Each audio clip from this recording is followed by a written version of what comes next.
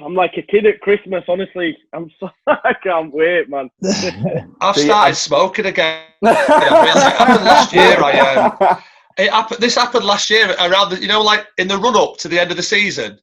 When we started fucking it up, I just went straight into full-time smoking, and now, and as soon as it got the go-ahead and the fixtures, I'm just back into the fags, man. I didn't think I'd get as excited just because of how it is. Like, obviously we can't be there, but now it's sort of like in the week it's building up. I'm like, we're going to do it. We're going to do it. We're going to Not been there, obviously, it's going to be gutting, but I was half thinking about turning up, but then the LUFC Trust, they got me on that video doing, don't turn up at the ground. You're like, oh shit, I can't go now.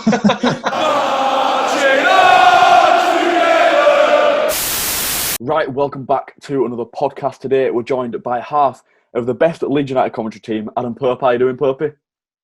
Thanks, Lewis. Yeah, good, thanks. Yeah, excited. Good. And full of trepidation as well. I was saying, having you on your own, it's like having, Deck without Ant, and someone who's actually witnessed that in person, funnily enough. Micky P Kerr, how are you doing? Yeah, that was very well, thanks. But that was for far more tragic reasons than I'm sure Nolan's not here. But he hasn't crashed into a toddler pissed, has he? Hang on, what time was it? Yeah, 5 this time. Yeah. Oh. And of course, we've got Joe from All Leeds TV again. How you doing, Joe? All good, mate. All good. I'm just really impressed with that transition you did there from Pope to Micky, mate. Well done, man. That was. Took me a few days to think that through. I'm a bit of a pause just to think how to introduce you. Nothing. Championship football restarts this weekend. We did a podcast a month ago. Not with you, Pope. We had Ben Parker on, and we basically went through every option. Points per game, play-in, null and void, and we came to the conclusion that it would go on points per game because at that time there was no indication of Championship football restarting. We thought the Premier League would restart, which it is obviously, but we didn't think the money was there. We didn't think, the interest was there. We knew League 1 and 2 were going, which they have, but against all the odds, it is restarting this weekend. So obviously we're top of the league, not only competing for automatic promotion, but for the title as well. And in my opinion, the only threat to us is Fulham, who are 7 points behind us in third. There's 9 games left, and I honestly think we only need another 13 points, which would take us to 84. That's in my opinion. That's 4 wins and a draw. Because if we get 13, Fulham need 21 points, and that's 7 wins or 6 wins and 3 draws, whichever way you want to put it. And there's no way Fulham are getting that out of 9 games. You could say Villa did it last year, which they did, but Fulham have 4 of the top 6 to play. It's a challenge. They've got a tough run, and it is possible they could do it, but it's just, I'm so confident because I honestly think they're our only threat, and I don't think they're going to be able to pull that off. So what do you think about that? Do you reckon, that's what makes me confident. Look, I'm confident that they can do this because I think, like we've seen in the small history of Bielsa, that when they start a new season, which effectively is what this feels like, that they hit it hard, hit it running. They've got, yes, we know that there could be an issue with Hernandez. We know JKA's not going to feature clearly, but, still they've got the squad. They've got Calvin to come back in. He wasn't the last game. So you still think they've got the squad and probably an advantage fitness-wise of everybody else because it's Bielsa to go and make a good start to this. But when you said against the odds, that's it for me. It is against the odds because I'm still prepared for this season to start and not finish, and then it goes to PPG. So It's absolutely vital that they hit this running to maintain that first or second spot, just depending, because I think it's 2 tough games to start with. So I am confident that they'll see it out over 9 games. I really am. But against all odds means a lot of things for me.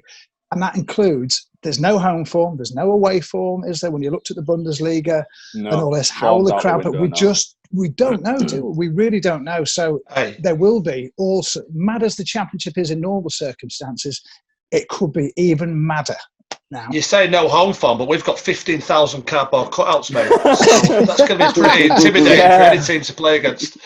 Like, how many mad images are going to make it into that ground? Yeah. People are definitely going to abuse that 100%. It's already been seen that people are abusing it here, there, and everywhere. And I think somebody got a convicted murderer into one somewhere. Harold Shipman. Yeah, was that in Australia? Yeah. Really? I think you might be seeing a few Jimmy Saviles as well, potentially sent in from other clubs. I've seen Ken Bates, I've seen Jimmy Savile, I've seen a fair few people taking piss, but you're going to get that. Hopefully the club are smart enough to see that and think, you know, hold on, no. For a project I'm doing, I got some stats off LUFC data. He sent me through some stats yesterday about Leeds under Bielsa and this season, and we're first in everything. We're the best team by a distance. Yeah. Well, it's a new season, so what's going to happen? Well, for the record, I do think we'll win. You know, obviously the 13 points is 4 wins and a draw, but I think we'll easily win more than 4 games. 4 wins, 4 losses and a draw, I think, would do it depending on what Fulham do. But for the record, I don't think we're going to end up winning 4 and losing 4 and drawing 1. I think, you know, we could win at least 6 out of the 9 we've got, in my opinion. We struggle for goals, though. We struggle so much for goals, and that hasn't changed. I think you forget, because we've had a good 5 games. You've got that peak end view where the previous kind of games have distorted the full picture. We had a terrible run of form, 11 games. We dominated everything. We could not put the ball in the back of the net. No Hernandez. Is one Patrick Bamford injury away from having no strikers. The first 2 games are key, not just for us, but I think it's Fulham. They've got Brentford. They start off the Championship against Brentford. Lose that, and then you come to Welham Road. And I genuinely, listen, I'm so confident, right? You can't bring me down. I'm the opposite to where you're at, Mickey. You know, I think we start I'm weird, well. Joe. We've seen that under Bielsa. We'll be out of the traps. You know, the likes of, I know these are not so much in the run, apart from, say, Alex Neil, but the likes of Alex Neil, Monk, etc., saying, you know, it's come back too soon, which leads me to believe that some players at certain clubs are not even fit and ready to go, whereas we have, you know, you've got to, stay ready, so you don't have to get ready. And I genuinely feel that the boys are ready and raring to go. And 2 games, if Fulham don't pick up maximum points, Brentford, for me, will end up finishing 3rd. I know I'm jumping ahead. I think they'll surpass Fulham. I just think the gap between Brentford and us is too big. I'm with you on that. Therefore, within 2 games, if Fulham don't get a positive result against Brentford and we beat them, let's see where we're at in 2 games and think, you know what, actually the gap's even bigger now. Like we're away, and then we've got Luton at home. Yeah. You know what I mean? So you're ahead of the game there, Joe. That's what I was going to come on to. Exactly what you just said. So I just wanted to get your thoughts, all your thoughts on each game, each of the 9 games. Main focus on Cardiff away this Sunday, obviously. Obviously we're top and we've won his last 5, top of the actual table and top of the form table. Then 9th and 2 points off the playoffs. They've only had 1 win in the last 5, but they've only lost twice at home this season. So how do you all see that going? Done a bit of a team talk, obviously the foreshore thing, and Harris sort of picked up on it. I'm not giving into that fatigue thing that he's on about, but you look at their odds for making the top 6. They're like 9-2, I think, or thereabouts. So I think fully, and look, I don't really go in for like historical things, you know, what we used to do against Cardiff 10, 15 years is absolutely irrelevant. What's relevant is squads now. And I think importantly for them, Lee Tomlin is back, isn't he? Having been injured, obviously caused a problem at Ellen Road in a mad game. So I think it's a difficult game, but Leeds more than capable of it, because I think they won't relent. I think the atmosphere and all that will, I'm not saying it won't affect people, but I just think they will come out absolutely firing. So I can see Leeds coming away with something from Cardiff, and I'm not saying, you know, I'm trying to sort of temper my positive. I mean, I'm naturally positive like you, Joe, as well, and I think everything points to Leeds going up here, and they'll get the necessary points. I think 5 games going into it, 5 wins, no goals conceded. Really unlucky because of Kassir at Brentford not to have won that game in the end as well, prior to those 5. So I think taking all that into consideration, into a Cardiff side that drew with Swansea, didn't they, in there? I know there were some warm-up games, but I'm looking at their squad, and Adoma's never really hurt Leeds. He was linked with Leeds for ages, wasn't he? He's never really hurt, I don't think. Hoylett, I think, can be a bit of a handful, although he's pushing it on a little bit. Patterson, Rawls, they've got some seasoned, pros in there. Morrison at the back and what have you. But honestly, when I look pound for pound, Leeds against anybody, I think if they're on their day, if they're 90%, they should come away with at least something at Cardiff on Sunday. Yeah. I think we've got to throw the form table out the window, though. When it's the start of a new season, we don't hark back to last season, do we? We don't go, we ended the season well. True. It's just a fresh start, this. So I think form table's out the window. And to be fair, though, I also think that playing without fans, for some reason, I do fancy Leeds United to psychologically have the better, because we kind of, I'm with you on that. Train so intensely, and it's gonna feel a bit like a training game.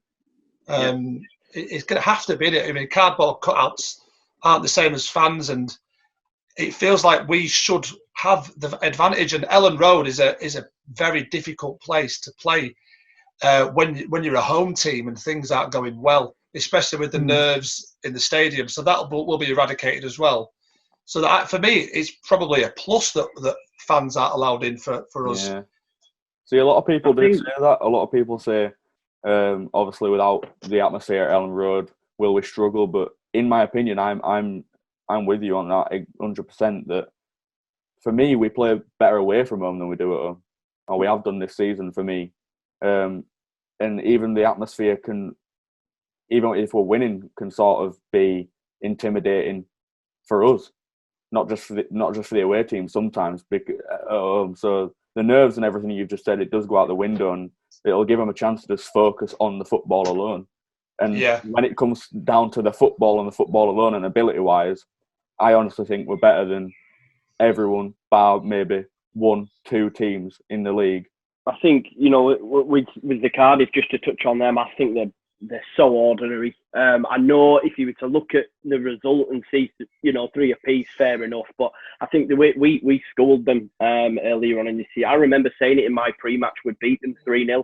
I went to Portugal. I was in Faro. It came up 3-0. I was saying, I told you. I went on a boat ride. I got off the boat, and obviously, we know what happened. It was a bit like the Lee Tomlin show. But I do sort of agree with you in regards to the fans thing. I think, let's say, for example, like the Fulham game at home, I would want us all there. But then against the Luton, I'm like thinking it's probably working in our advantage that we're not there, because if we're struggling in that game and then they start banging, balls into the box later on, it's so nervy. It is mad.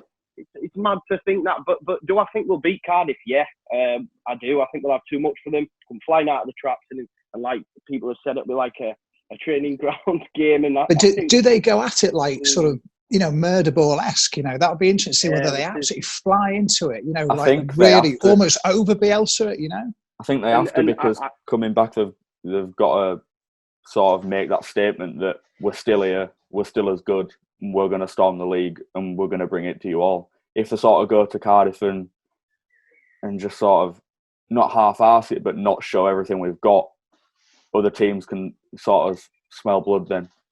I think we all know what's going to happen, because it's a Bielsa team, and they play like Bielsa teams. We'll dominate possession. We'll have the most chances. We'll be dynamic. We'll play those prescribed patterns of play going forward. We'll be difficult to play against, but we've got that age-old problem of individual errors at the back, and not being able to score. And teams know if they dig in and if they hang in, you can get a result against Leeds. Yeah. You just got to keep faith and launch the ball into the box at the end of the game. Because I tell you what's interesting, what we've not touched upon, is with all the in the wider world, there's been a lot of, obviously, racism's come up again and made its ugly head, and we've got a goalkeeper decision to make. But racism aside, I'd like to see Meslier in anyway, because I don't rate Kiko Casilla. But when you add what he said, apparently, I just don't think he should feature for Leeds United again. And I thought that before all these protests. For me, it'll be rather contentious, to say the least, if he's featured. Well, at the end of once we've stopped discussing the upcoming games, etc. Right at the end, obviously, I've asked people to send a few questions in, and that's cropped up.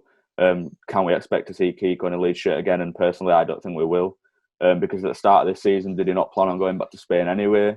And now this whole thing, it's sort of split the fan base on him, and whether the club will want him here or whether he'll want to be here. Either way, I just don't think he'll be here next season, personally, but that's just my opinion, so I'm with you on that one, yeah. So we're coming back to that later on then, Lewis, are we, on that front? We can come back to that later on, yeah. Yeah, because I think, because Mickey makes a great point there, I think that the keeper situation, Mele's had 3 games now, 2 clean sheets and a decent performance against Arsenal, wasn't it, as well? Yeah.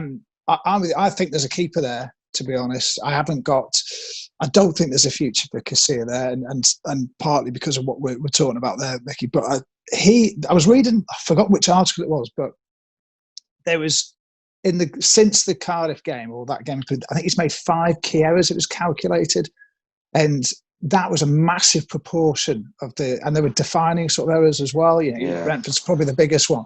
So for me, I don't think he deserves to be a starting anyway, everything else aside.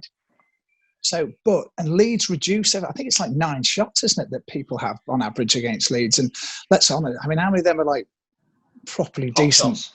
Yeah, exactly. But I know there's a propensity for the ones that do go on target tend to go in, keeper error or otherwise. So you're right. If teams are right, if they hang in and they get a chance, then invariably will get done in the last minute or whatever, like Swansea did or whatever, earlier on in the season. But I think, when you put those stats together and you think Mele is a decent keeper, I'm quite confident that whatever the back 4 is, whether they do end up having to put White forward again into midfield and Berardi comes or whatever, then I'm quite confident that they'll keep teams at bay. Yeah. So obviously Joe's touched upon it already. Fulham at home, big one obviously. Mitrovic, obviously a threat, 23 goals this season, goes without saying. One of them against us at Craven Cottage, obviously penalty, questionable penalty at that. Yeah, they've got Brentford, first game back, as you've said, Joe. So if they drop points against them, this could be a season-defining opportunity for us at Ellen Road. So how do you see that one going? Personally, I think it's going to be like a West Brom last season at home, that game for us. Personally, that's what I think. That's the game. Not. I don't think we'll batter them, but I think it's going to be that game where a few people don't expect us to get a result, or the sort of can see us losing it, and I think we'll surprise everyone and just not batter them as such, but just beat them. We're just going 9. We're going 9 unbeaten, aren't we? We're going 9 unbeaten, Joe. Yes, that's what I want to hear. That's what I want to hear, Joe. Well, this break in the season came at a really bad point for us. Really bad point. We're in the form of our 2 years under Bielsa. So it's the best form we've been in. Typical. So it came at a bad time. But then on the other hand, Bielsa teams are going to be the best prepared. I think was it January that we were getting all these prepped up for COVID-19? Yeah, it's a shame that Bielsa isn't running the country. Bielsa ordered his own testing machine, didn't he? Yeah. Would you sacrifice Bielsa at Leeds so he could run the country? Yeah. It's a difficult one, isn't it? If he can do both, it's Bielsa. Come on, Mick. You always play that. Yeah, he doesn't sleep, I don't think. No. But, yeah, I think it's going to be one of those games where we just surprise everyone. I think it's going to be. I don't think anyone's surprised if we win, Lewis. I think we're overwhelming favourites, and that's what kind of scares me a little bit. Over Fulham? Yeah, absolutely. We're the best team in the division by a long way. Yeah, but I'm saying it's that game. It's because it's the only team out of the top 6 we've got to play in his last 9. It's that game everyone's looking at and thinking they're not too sure whether we're going to get 3 points there. Every other game, people are going to look at and go, we can win that. But Fulham, it's like, we can win it, but people are unsure about it because it's a good opposition. I think one thing that's probably going to play in our favour is they have to win that. So they're going to have to come at us, and that suits us massively. And playing teams further down the division doesn't always suit us because they camp in, they make it difficult to get a decent chance. We have all the possession, and then when we do get a decent chance, we invariably miss it. It's like Premier League sides. It's like when Man City and Liverpool come up against your Burnleys and stuff. It's a much more physical game. They're coming at, and then Man City are happy to just pass it around. I don't rate Scott Parker at all. I think he's out of his depth at Fulham, personally. And it'd be interesting to see if they do lose that first game, how he goes about it. And like you say, because they're going to have to come, they're going to have to win the game at Ellen Road against a very, very strong Leeds United side. So, it'll be interesting to see how he takes it on. Look, we can afford to drop points. It wouldn't, be terminal if we lose, a game, but I think what it would do for Fulham if they were to beat Brentford and then to come to Ellen Road and beat Leeds, it'd be a huge shot in the arm. Do you know what I mean? That's worst case scenario, is that if they beat Fulham and beat us, it's a 1 point gap, and then we will shit ourselves in that situation. The first 2 games are huge for me, and then we need to look at it again and see where the land lies. I think genuinely. I'm still pissed off that you fucked off on that boat, and I feel like that turned our season round when you just fucked off that boat in Portugal. It's like, thanks a lot, Joe. Would have been up mathematically by now. No, honestly, I'll tell you right now. I was stood in the court. We were 3-0 up. They scored that their first goal was sort of fluke, wasn't it? It was a weird goal, their first goal, when they brought it back, and I went, way! When they scored. Oh, I looked like everyone around me when it went 3-3. I looked such a dickhead. I was like, because I didn't even expect it to happen. My ego was that high at that point. I was like, we are untouchable. Where you scored, well done. And then it was 3-3. I was like, oh. But you're right, because the way that was probably the best football, even under Bielsa, that hour or whatever it was unreal, sensational, wasn't it? I mean, we've had some great games, haven't we? But that performance up to that point was, it was. The sort of capitulation was almost as horrific without the consequence, hopefully, of what we saw against Derby for that 20 minutes. Last it was that weird and so unusual. But gosh, if they can scale those heights of that performance for an hour, for consistently for the next few games, then you're right. They're gonna go past Cardiff and they'll go, they'll down there on Sunday and they'll beat Fulham. I can see 4 points in the 2 games. I can get some at Cardiff, and I can see them beating Fulham. Yeah, I'm quite comfortable with that. I'm rubbish at predicting now. Rubbish. Everyone's rubbish. There's no one you can't be good at predicting, because it's just predicting. Like there's only so much you can base it off, really. But it's fun to do it, isn't it? I suppose I got it right when it's right. It's like I just ignore it if it's wrong. But those 2 games are massive, Joe, as you say. Best case scenario, we end up with a 13-point gap. 13-point gap of a foot. And at that point, ego will be back up there. Like, we are on I think, though, just to play devil's advocate on that, it's a 9-game season. We lose the first 2. We're still top. And are Fulham capable of absolutely messing up against average teams? We've lost the gap before, Mickey, and we've bridged it again. Absolutely. We are. You've got to back us to put that run of 3 or 4 games together. So even if it does go wrong at the start, it's going to be really nervy, but I think we'd still be favourites because, like I said, we're the best team. Luton at home. Now, obviously, the relegation fodder, and it seems a straightforward win, but it's a potential banana skin. We know what happened with Wigan at home last season and this season. Yeah. So yeah. What's your thoughts on that one? Nathan Jones is back, isn't he? Was Luton? Yeah, Nathan Jones is back in charge, isn't he? So obviously, probably preparing for next season maybe, but. Correct me if I'm wrong, he got his first win for Stoke, 1-0, like of the only wins that he had at Stoke, he got against Leeds, didn't he? You know what I mean? So, that one, again, it's like, you get positive results against Cardiff and Fulham and then think Luton's a foregone conclusion. But exactly. The thing is, we do have, in terms of, we have the most favourable fixtures out of anyone in the top 6, you know what I mean? But, teams like Luton, etc., fighting for their lives, it's all on the line, isn't it? Do you know what I mean? And a new manager, But we said that, I think Leeds' average position they've got to play as it stands is at 14.7. So it's like, it looks like the best, like you say, they've just got, Fulham as the current top side, so to play.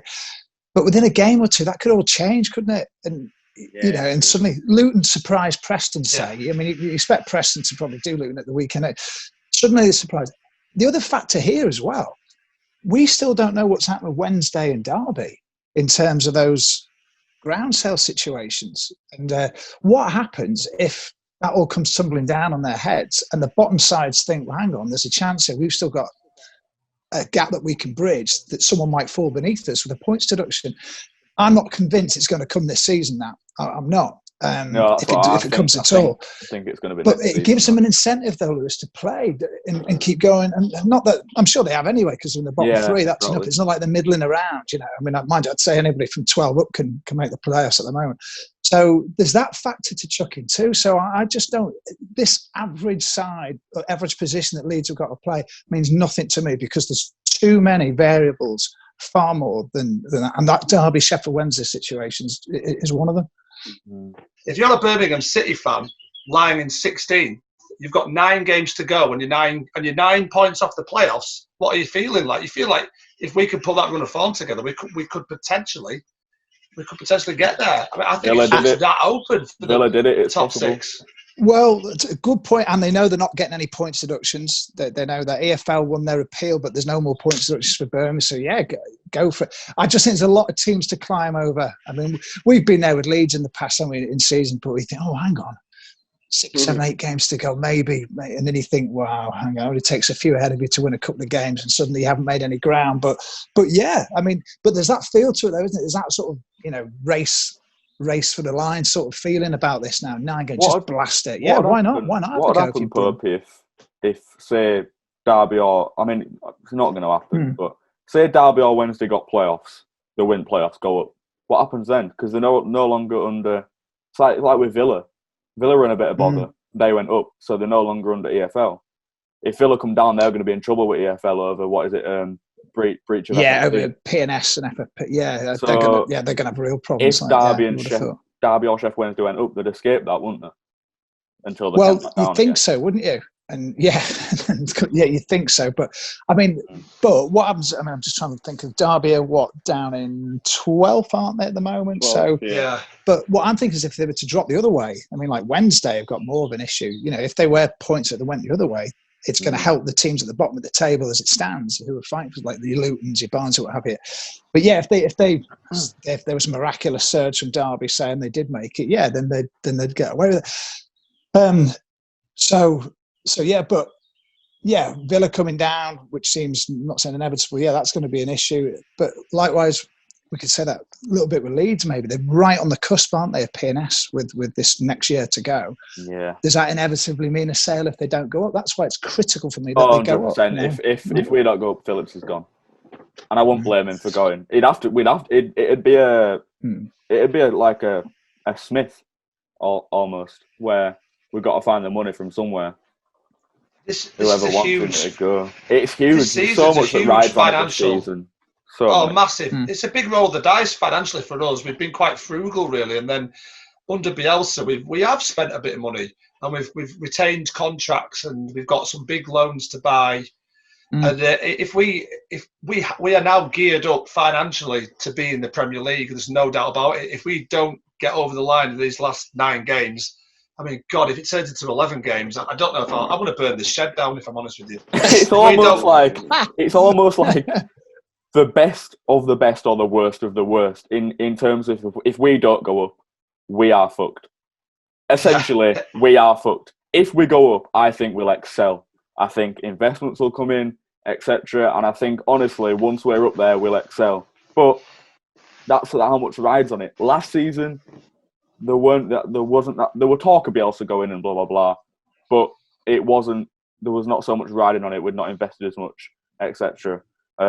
This season, it's vital that we go up, which is, why I got so annoyed with the people who were saying, "Oh, I don't want us to go up if I can't be there to see it because I've waited so long." Blah blah blah blah. We have to go up. It's annoying. I admit it's annoying as someone who's gone. I've had a season ticket 14 years. I ain't been going as long as a lot of other people have, but it is annoying. But we've got to deal with it. It's how things are, and however we've got to do it, we've got to go up. Blackburn away is a tough one to call. We always seem to struggle at Ewood Park for some reason. I think we've 2 wins there in 16 years, and they're fighting for a playoff place as well. So 10th, I think, Blackburn, yeah. They've got a shot at it. For some reason, when you asked us to make a top 6 prediction, I looked at the top 4 and thought they're solid. Yeah. I just felt that Brentford and Fulham are going to make that top 6, and Leeds and West Brom are literally 100% guarantee to make the top 6. And then there's always a team that comes from that 10th, 11th, 12th position at this time, and for some reason I just fancy Blackburn. I fancy Blackburn and Bristol City. Millwall are looking pretty strong, and that would really annoy me, actually. Blackburn or Millwall, for me, is the 2 teams that are going to shoot up, I think. But then again, it's the start of a new season, so it's just like you just don't know what's going to happen. No. Don't know. It's so unique. I hate to say it, I think we're going to lose that game, Blackburn away. So when I look at the fixtures and think who's going to steal point, who's going to take points from us, I just think we're going to struggle at Blackburn. I don't know why. You just have that gut feeling. I think they're going to beat us, Blackburn. Yeah, I think I look at it, mate, and I do think, if anywhere, I think Blackburn, Stoke, Swansea as that little trio there. I think that's a flurry of games where Leeds United might struggle. Do you know what I mean? And I know I'm going ahead of myself, but and then we're able to win the league in the next 3. Stoke as well. Stoke as well. We battered them 3-0 away, Stoke, and then obviously they knocked us out at League Cup at Ellen Road. Yeah. But they've got a lot of quality inside Stoke. They've got Powell, Ince, Campbell. Is Joe Allen still there as well? Stokes. Yeah, Allen's still there. He was a great little Premier League player, Joe Allen. They've got Premier League quality of Stoke, and they're fighting to stay up as well. So I won't be surprised if they nick a result, because it's again this stage in the season. I know you say it's a new season, but it's first 9 games of the season you're not fighting to stay up from relegation. So they will want to nick results anywhere they can. They'll shit out results. Your Lutons, your Barnsleys, your Stokes. So again, I can see them nicking something from us. So. What about though we've not considered the amount of games in the short period of time, because Leeds players will be exhausted, because as well as other teams struggle against us with fitness issues. We're running as much as they are. So are we going to lose energy in the tank? We have to get off to a good start. Let's come back to Wayne Rooney for a second, Mickey. Yeah, I'll just get the picture up of Rooney now.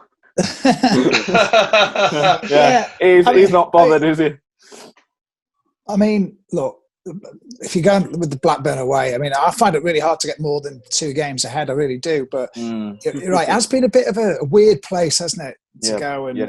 But it's going to be weird, whatever. But I mean, let's look at it. If you're going on the fitness situation, look, say Hernandez is in, we don't know for sure yet. We don't know exactly what the situation is. I think he's missed a bit of training. But say he has to miss a couple of games and he comes back, then suddenly you've got a massive, a guy that still has, for me, Premier League quality. So, he could be involved. But after 2 games with a week between them, Mickey, I just think even the Bielsa sort of style, I think, yes, it will have been hard to hit the ground, and then they've got to go and repeat a week later. But I think by then, I think they'll be all right. I do. I think they'll be okay. So, but what are you going to say? Are you saying like 6-7 games down the line? Are you thinking, wow, will that be when it hits? But you can use 5 subs, can't you? Which I think is a big. I think that's a big thing. That I know some people say, it suits the bigger squads. Well, whatever it might do, but it really will suit Leeds. I think it will massively suit Leeds in this scenario. I really do. We don't tend to use subs though. I think we've used the least amount of subs in the league. So that's an interesting point to think about. Will Bielsa use 5 subs? He don't even use 3. But when other teams could use 5 and put that midfield, freshen that midfield up, keep the legs running, it could work against us. That I didn't get a chance to touch on it earlier, but it'll be interesting to see how fast paced we are with the whole throw-ins, etc. Is it going to be like a murder ball situation? Because there's no crowd, there's no ball boys, so the balls. No, they're going to put balls around the edge, aren't they? We're going to be straight back in. You know what I mean? So some teams are going to struggle to compete. I just think we'll have too much, But there is also, like you say, Mickey, is that also going to have an adverse effect on our lads, because some of them are made of glass, aren't they? So. What do you think to Stoke, Poppy? Now, I missed the games there because I was away early on in the season, so obviously delighted. But again, I don't see an issue, really. It's go players for players. And this is why, for me, I've gone to like Micky's view that Leeds are the best side now. I mean, I know the top. I had them down as the best footballing side. I thought maybe West Brom could have had the best squad. You know, but I actually genuinely believe Leeds are the best team. I don't think the league has been as good as last year. I do agree with Bielsa that I think there's more teams capable of causing damage than there was last year. It's not as polarised. I honestly think it's one of the easiest campaigns in a long time in the Championship. But I thought when Leeds came up out League One, I thought they'd maybe 2-year window to get up because we nearly did first season, but we didn't invest in January. Bates didn't invest, and then with. Oh, I'm still angry about it now. I know it's still angry about it now. I really thought that the parameters would go so wide it'd be virtually impossible if you didn't do it in 2 years. It's stayed fairly flat. There've been some great team, Newcastle, Wolves in particular were fantastic when they sort of romped it. But so this is a glorious chat. It really is, because Leeds are the best side in the division now. Absolutely, they are. Despite that big sort of 10-game wobble, they are the best team. So I don't see Stoke posing too much of a threat. And I think it's quite interesting as well when you look at some other clubs, that when you heard Bamford speaking the day, he actually admitted, didn't he? He said, look, if we were being honest and we were, say, a middling club at the moment with not too much going on, say, and I know there's not many clubs that fit that bracket, would we have the same desire, to go and really push it for the end of the season? And if we're being honest, he said, we probably wouldn't. And it was a discussion that I had amongst players. So you've got to build that factor into it as well, somewhere along the line. So, but as per Stoke itself now, I think Leeds would be all right. Good. Last four then. Swansea away. They're fighting for playoffs at the moment. Obviously, we don't know what the situation will be when we come to play them. But I think it's going to be another tough game there. There's Premier League quality in that side as well. IU, etc. It's somewhere else, like Joe said, I can see us dropping points. It's the shit IU though, isn't it? It's a bit shit, let's be honest. It's not Premier League. Good one. It's the shit IU. It's Premier League. It's Premier League quality is what it is. I don't think it'll cause us any problems, but they've got a good. Are you kidding? Boom. Anyway.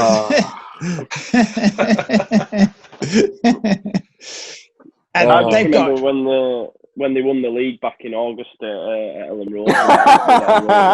that late winner. So it'd be I'd love to get a result there. Yeah, it would be good. I mean, Matt Graham's missed kicking for the lad to score as well. I'm sure we've got a few tweets bookmarked to reply to if we beat him on Twitter on official accounts. He admitted to his mum in the van. Mr. Wilson. Matt, I think he's sort of said, hasn't he, it was the biggest mistake in my career. I think I expected to play and didn't. He said that in the last couple of days, hasn't he? But looking at, they've got Borough away, haven't they, first up? So, not an ideal trip for them. Yeah. It's never a good idea to go to Middlesbrough. Never. It's never a good idea.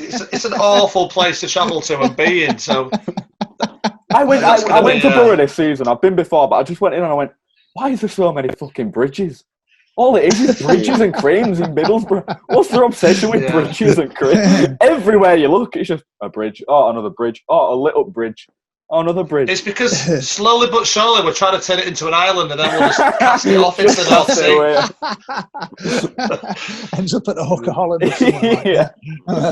Oh, God. But I don't know. I mean, I was having a chat with some fans the other night on a similar thing to this, and they were saying, Swansea's the night when it's going to happen. That's the one where it's going to happen. So I haven't got a vision of it. I've got a vision of two different occasions.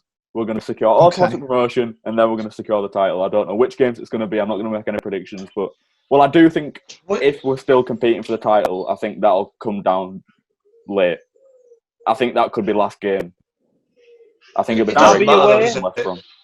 Derby away, anyone? Yeah, that'd be nice. That would be the dream, man. I'm telling you, I hadn't even thought of that scenario. I'd written it down, like even just thinking, mental images of Wilson and Marriott and Keogh on each of us backs, giving it all this. And as a Leeds United player, place to do it, man. As a fan, it would be huge as well. But even as a player, I know Bielsa will want them to be calm down, etc. But I'd love them to give it some of this. If we were to secure, Joe, do you know how many videos I'm gonna make of just taking the piss out of people if and when we go up? Do you know how many ideas I've got in my Derby, Borough, anyone who's ever said anything? I'm gonna find anyone who's ever said anything over the past 2 years. I'm gonna put it in a compilation. I'm gonna be like, "Fuck you." Philly said it perfectly. He went, "We're a club who want to pack the pitch at full time when we've gone up and just tell everyone to fuck off." Not gonna happen, but.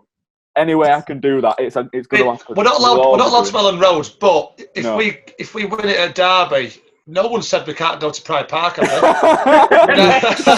Pitchforks and lot. Oh God! But do you know what though? I think it's quite interesting because I don't know where you've been with it when you're looking at the 9 games, and this is the first time when I've really looked at the games ahead because. Yeah. Because, like I said at the beginning, I could see starting 2 or 3 games and then it all stops again. And I'm not going to say it. You've got to take every at a time. I'm just when not I was younger, I used to know we were playing 5, 6 games. Yeah. Now I don't know we're playing after 2 games because I have to take it one or 2 at a time now. I think, and I've tried not to create too many scenarios as to like where this could happen or couldn't happen, But it's difficult to plan it, and I just find it I do literally find it very hard to vision it without fans. I find it really, really hard because I find it very. Professionally, obviously, I've got a job to do, and it's going to be historical. But it's just so sad to imagine that moment happening without everyone there. And it almost to the point I think I've subconsciously shoved it out in my mind. It's one of the questions later on when I've asked people the same questions in, how will we celebrate promotion? And I've put a few tweets out and stuff and replied to people and said, look, we're not going to be in the ground. We're not going to have a pitch invasion. But the club themselves, anyone at the club haven't waited 16 years to not have some sort of celebration at some point, whether it has to be a few months after. I know it won't be the same, but there will be, I believe, a celebration at some point, trophy presentation, whatever, bus parade. I don't know whether we've won it or not. I just think they'll get people together and they'll celebrate when it's safe to do so, when they can. I think people are going to gather anyway, inevitably. Not outside down the road because I think people have got respect not to do so. They've been asked not to do so. But I think people will gather in, say, Millennium Square or whatever. I hope it's done responsibly and sensibly and people sort of keep the distance as much as they can. People take flares and they'll have a few bevs and chant. And they'll want to get together. It's going to happen. You look at Liverpool will do it as well. Yeah, the Black Lives Matter protests and on both sides, no one's social distancing because it's something they're emotionally connected to. They want to go out and do it. In Manchester, and and Leeds fans getting promoted. It's been 16 years. And then you've got the I don't want to politicise it too much, but the Cummins thing. I think everyone just started giving up. People will criticise Leeds fans getting together and Liverpool fans getting together. You're going to be criticised, but it's going to happen. 100% it's going to happen, whether you like it or not. I hope it's organised and I hope it's policed and whatever, but, I think, obviously kind of going off topic, but yeah, I do think there will be some sort of celebration. Yeah. And because we've had a lot of non-social distancing, if you want to put it like that, and 2 weeks it takes for the disease to the virus to try to get into your body and show symptoms. So in another 1 or 2 weeks, that R rate could start going back up again. If it don't, that'll be interesting because then people sort of start to go, hold on, well, it hasn't made any difference, so we can gather now.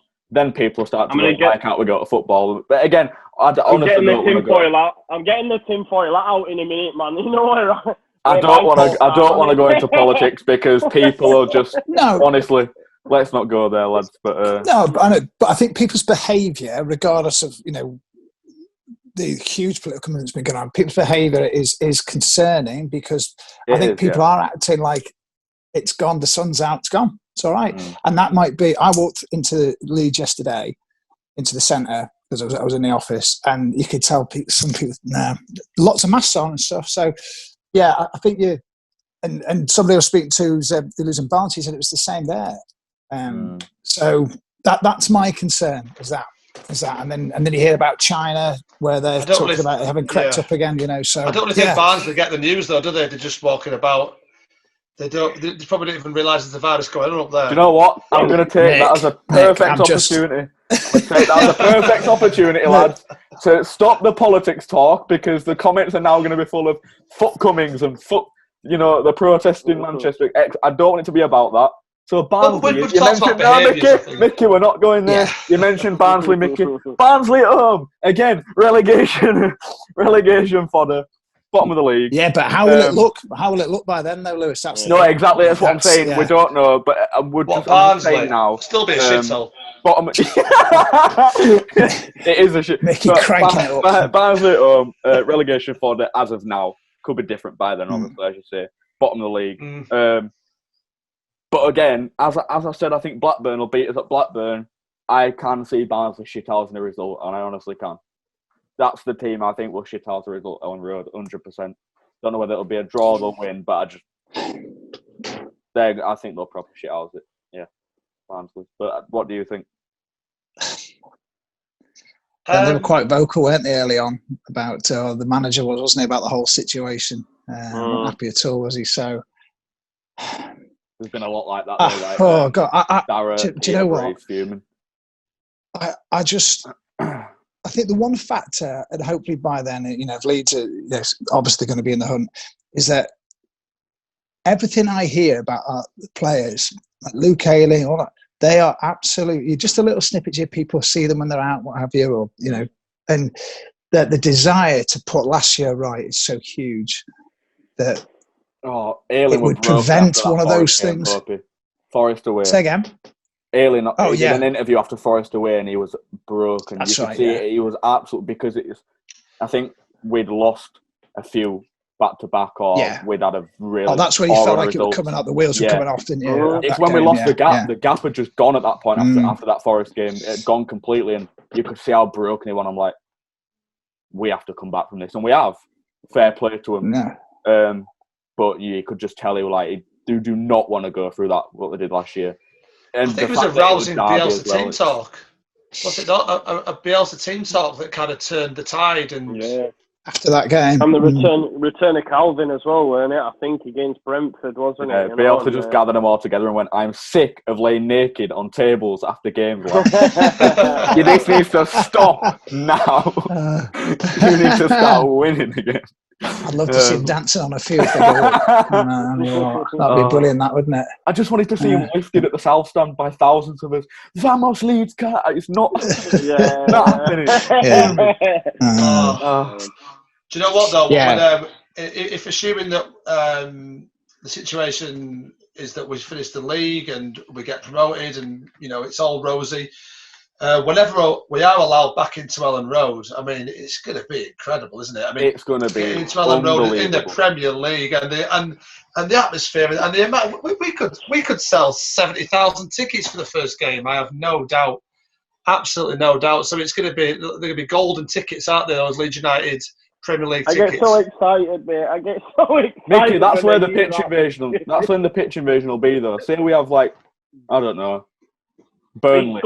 Say we have Burnley. Say we have even Burnley first game and we win 1-0.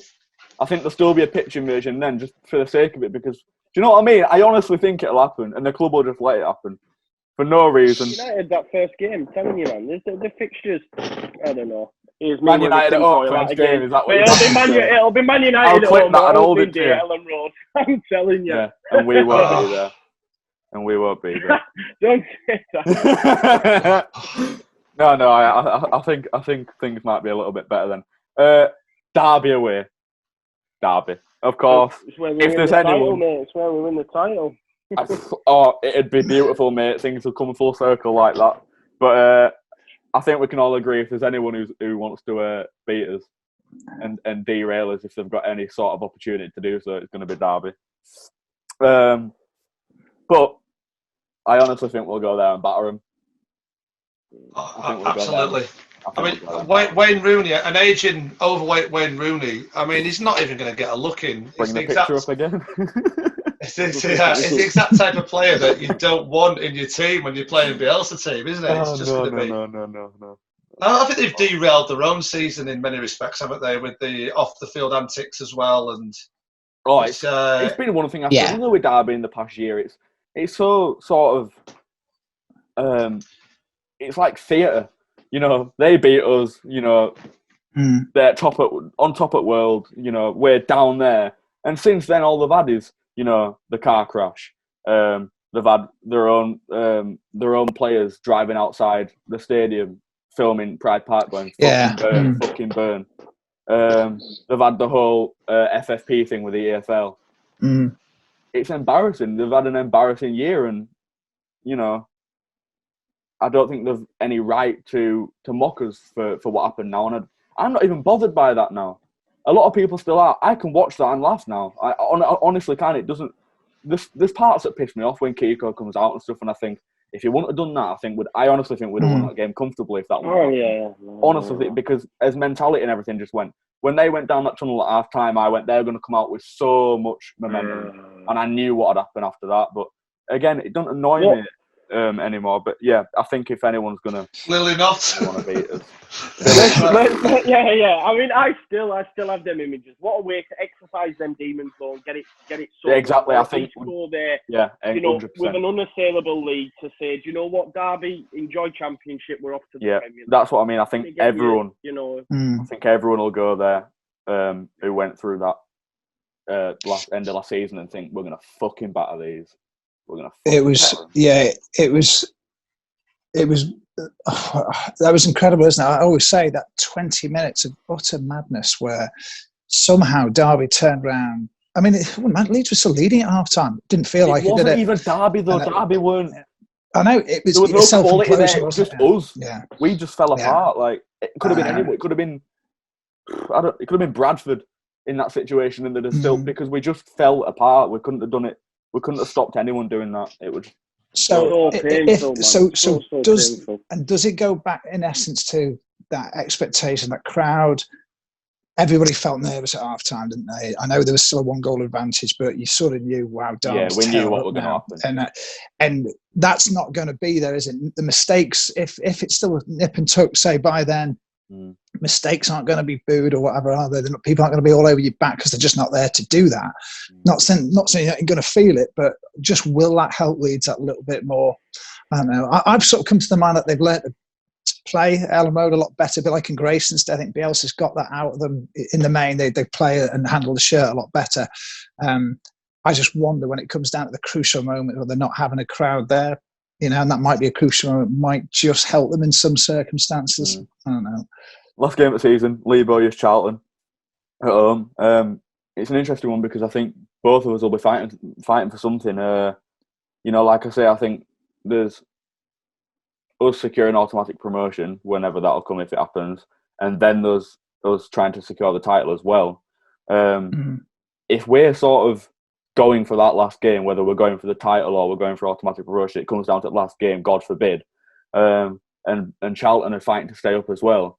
With it being Bowyer as well, it's an interesting one because if we need to beat them and that sends them down, and it's Bowyer, it's sort of hard to do in a way, but we have to do it. We'd have to do it. We could be in a difficult, you know, situation morally when it comes to that. But I mean, for Charlton, I mean, I don't care really, if I'm being honest. If they go Charlton, down, I won't care. Down. It's just Bowyer, that's all. No. Yeah, but even still, there's got to take the sentiment out of it. No. And to be honest, if I'm being honest, Lewis, I think Charlton will be done. I think the fact that Lyle Taylor is not going to come back, the captain, they've all said they're not willing to play on. You know, there's a few. I don't know if you've seen the whole situation today coming out. You know, there's like 4 or 5 players that have refused to play. Ayala at Borough. It is going to be really interesting. But I think Charlton could be done by then, and hopefully we will be as well. You know, there might not be as much riding on it as we think. I think that's my opinion anyway. You think teams? I think that if there is something riding on the last game, I think we'll fuck it up. I really do. I think we've got to be out of sight. I mean, like, you know, I've come across as like a negative. My head says yes and my heart says no, but a part of my head is agreeing with Joe. We could go out and score 30 goals and concede 2 and win 9 games. It's quite feasible that could happen. And we could be out of sight with 3 games to go. We could be promoted, and that's going to be just so beautiful. This is where I'm with Pope, and it's like looking far forward it's fun to do, but it's hard to do because, like you say, with Barnsley being bottom of the league now, they could be out of the bottom 3 by the time we play them. Yeah. And, you know, they could need to beat us to assure that they don't fall back into that bottom 3. The league could look a lot different by then. Yeah. Same with us. Exactly. You know, we may not be top of the league by then. So it's like your accounts, isn't it? Things can change It's like getting your accounts, isn't it? You know, the last ones are April last year, June last year. But what's happened in between, you know, it makes the picture look completely different. So, yeah. It's like getting your accounts. You're fucking fiddling the fuck out of them. That's what happened in the last fucking 2 months. I'll just fucking erase all that. Don't speak to Chef Wednesday and Derby about accounts, lads. No. It's a subject.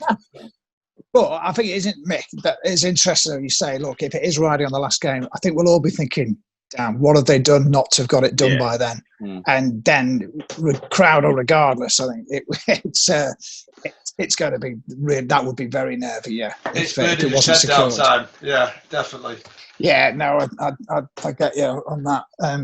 I do feel relatively comfortable that Leeds can get this, that we'll get this done in it might just go back to about the season not finishing though. It might be interesting to see, you know, like a lot of players refusing to play, the players at the bottom, the teams at the bottom, sorry, are they going to try and derail the season? They're going to try and put pressure on the EFL to stop the season? I think if the EFL are putting the money in for testing, etc., and they're going to get the ball rolling and they've made the decision to do it, they will do it. If there's teams that refuse to play, it'd just go down as any normal match day. If the season was as it is, and say, you know, Charlton send an email and go, right, we're not coming, it'd just go down as a forfeit, as things would it not?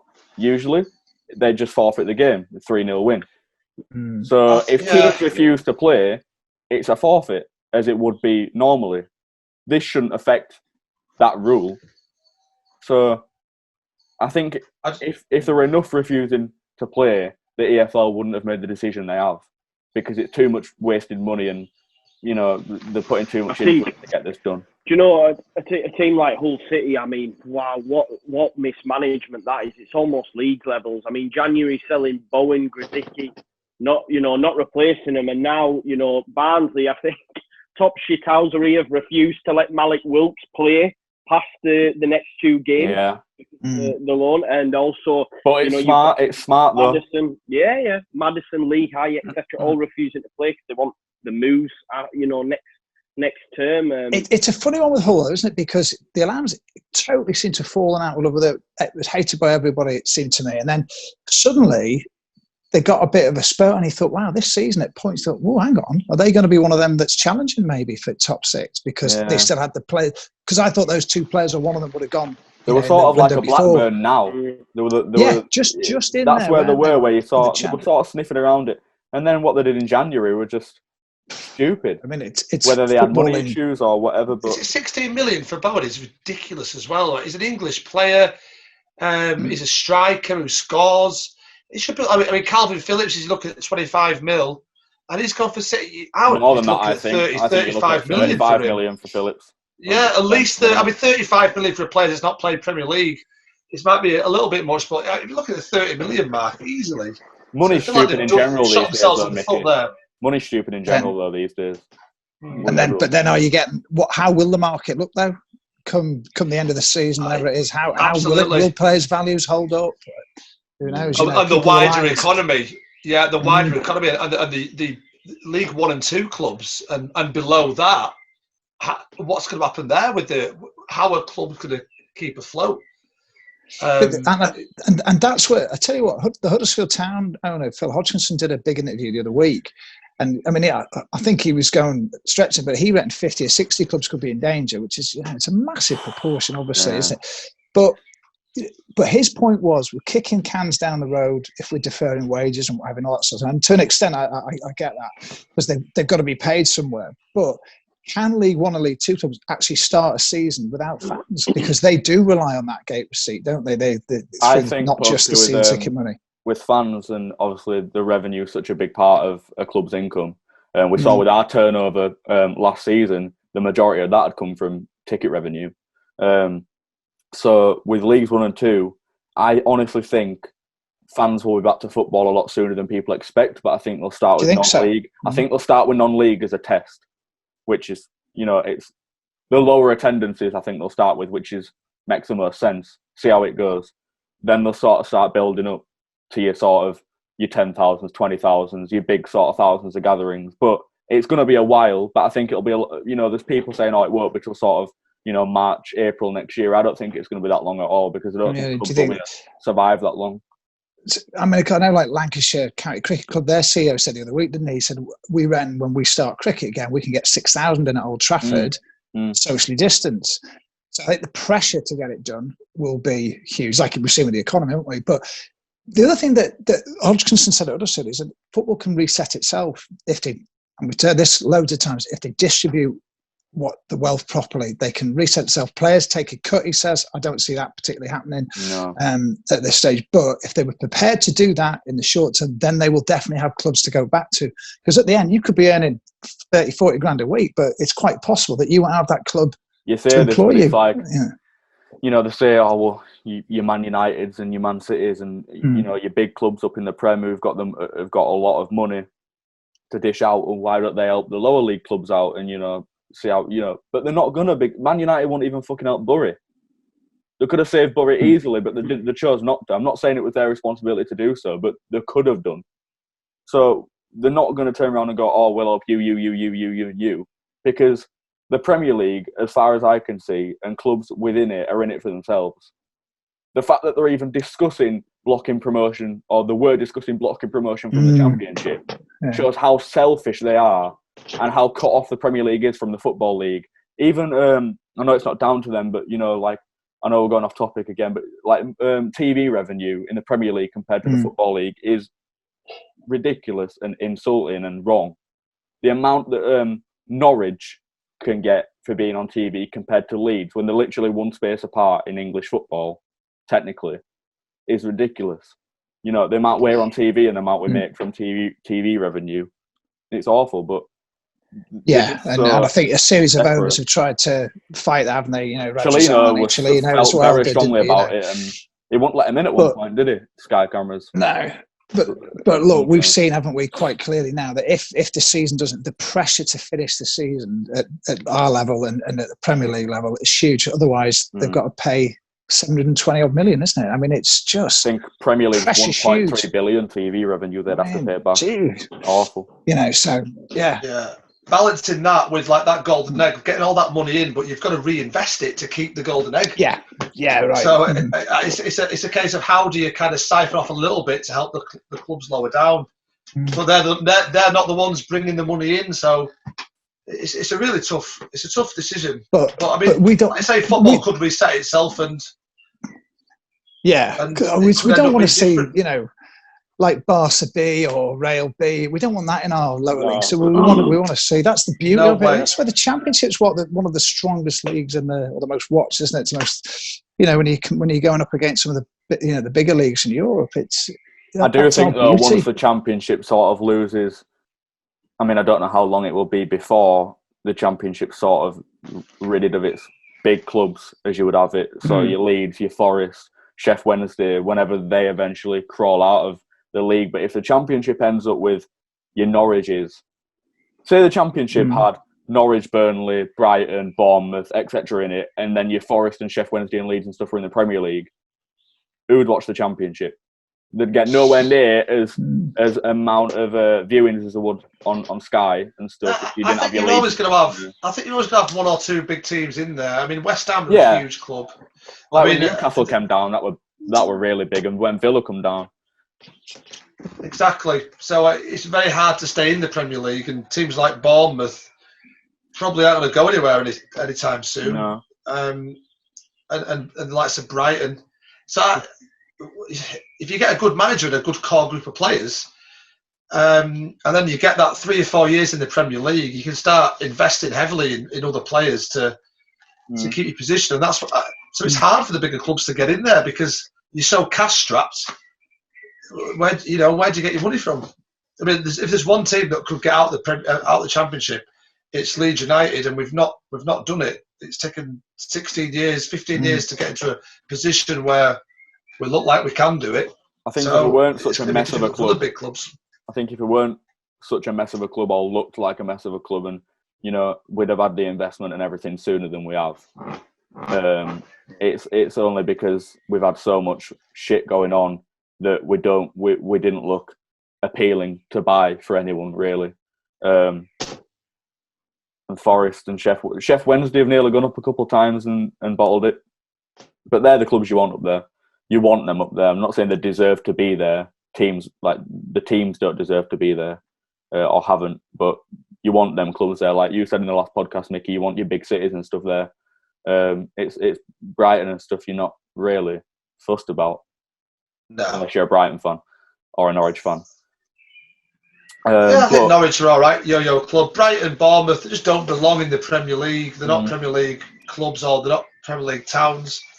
And I think it annoys me when some of the fans start taking it for granted. They don't belong there in terms of longevity. It's nice to have small teams going in and out, but you shouldn't have your big city. I mean, Leeds should not, the fourth biggest city in England, biggest city in Europe, not to have a team in the top flight.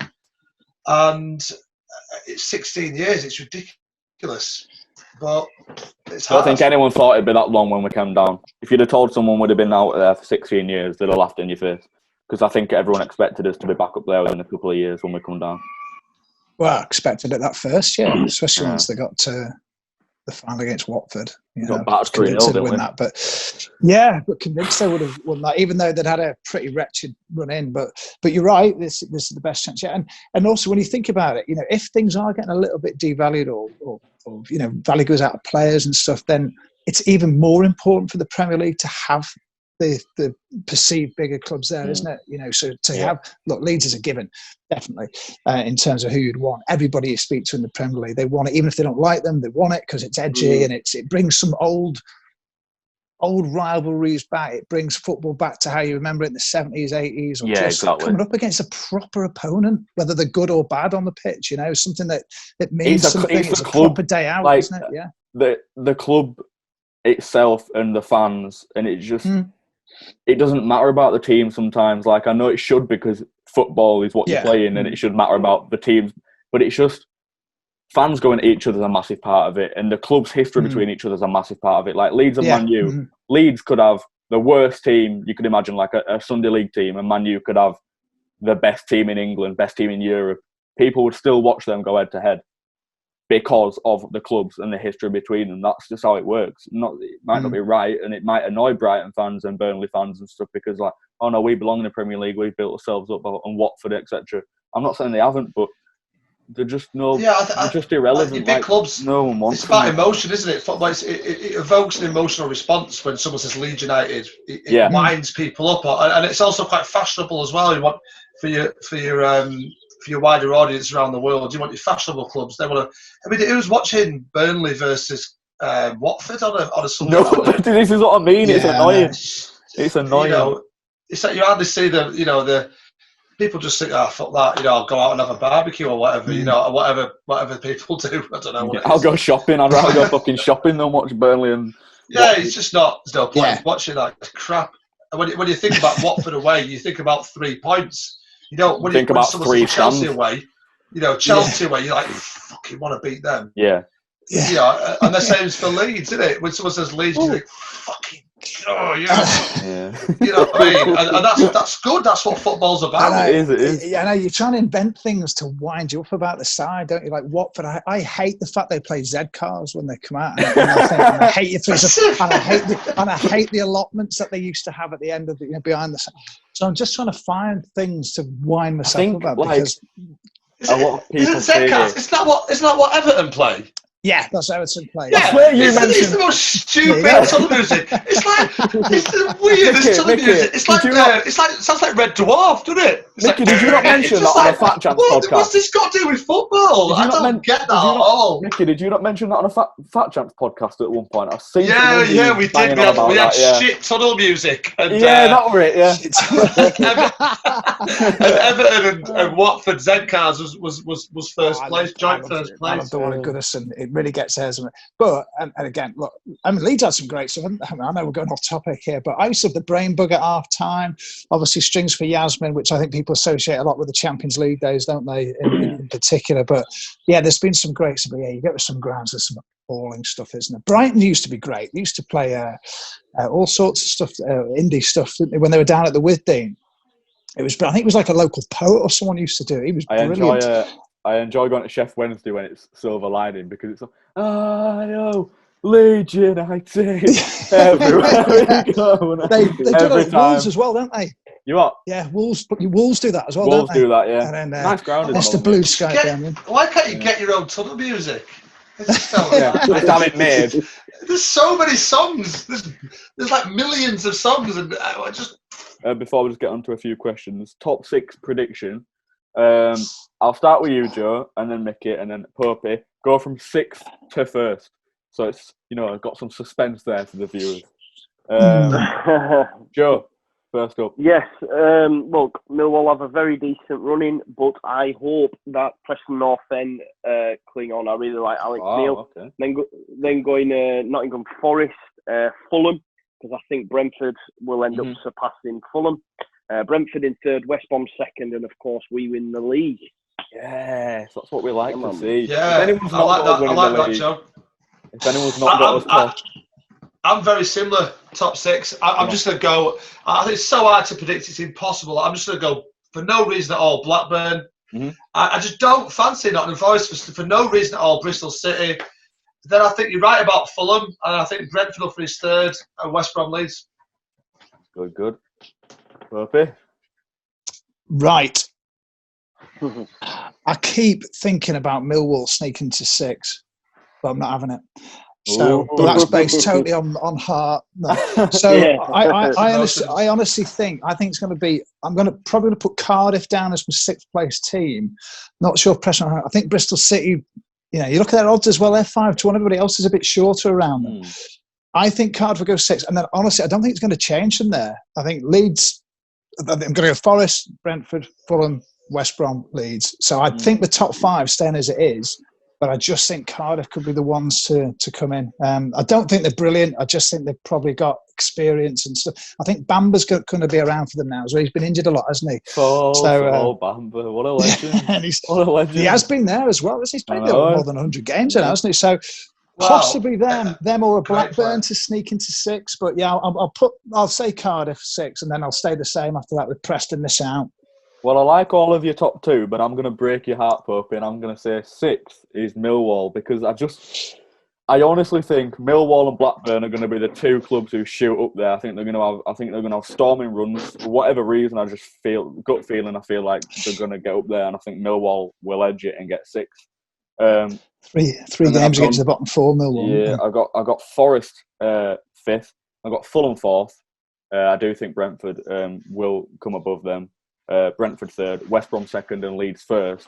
And I think, and I know I'm going to break your heart properly here, but I think if it comes to that, I think I would fancy Millwall to shit out of the playoffs completely and do it. Do you think so? I can't see Millwall in the I'd like Forest to go up out of it. If I were to pick anyone that I wanted to go up, it'd be Forest.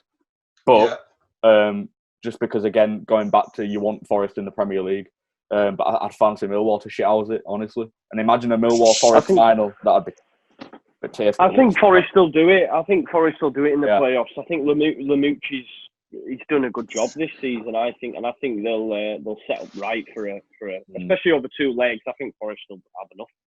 Who would you fancy, Mickey, to win playoffs out of who you've got? Oh, it's so difficult to call. For some reason, I just can't see Millwall in the Premier League. They're just too. I mean, they're one of the clubs that evoke an emotional response, aren't they? Like we talked about, they're just too. But could you have seen Brighton in Premier League when? Could you have seen Brighton in Premier League when they were in League 2? You couldn't. No, and Bournemouth was another. No. But it's just so difficult to call. I could see Brentford. They've got the best. They've got the best attack. And be nice for Pontus, goals win games. Be nice defense win the league. But in a playoff situation, you want. I'd fancy Brentford to play the best football out of the top 6, excluding Leeds and West Brom. Yeah, I'd say, if it comes out of playoff, the one I'd least want to play would be Brentford, because they're frighteningly good, and they have been for it. It doesn't matter what three they've had up front, they've been great. In my opinion, I think they have anyway, 100%. And whenever, in the past they've had Mopai, and then others, and Watkins has developed into, I know he's a diver, but he's developed into a good number 9, hasn't he, this season? So I think, Mickey, I'm with you. I think they'd be the toughest ones in the playoffs. However, I sort of look at my top 3 as it stands in the table, and I'd probably still fancy Fulham to finish a strong 3rd and probably just do it because they've sort of been there, So, but the one I would least fancy would be Brentford, definitely to take on. If Fulham didn't go up, just I would throw the book at Mitrovic. If we went up and Fulham didn't, I'd throw the cash. I mean, he'd cost loads, but I think he'd be perfect for me. He's the one Premier League quality striker in this division, because all the others went. Yeah. How many? He's quality. How old is he? He's 23. He's on, isn't he? He's on 23. What's his age? Mitrovic is. What's his age though? How old is he?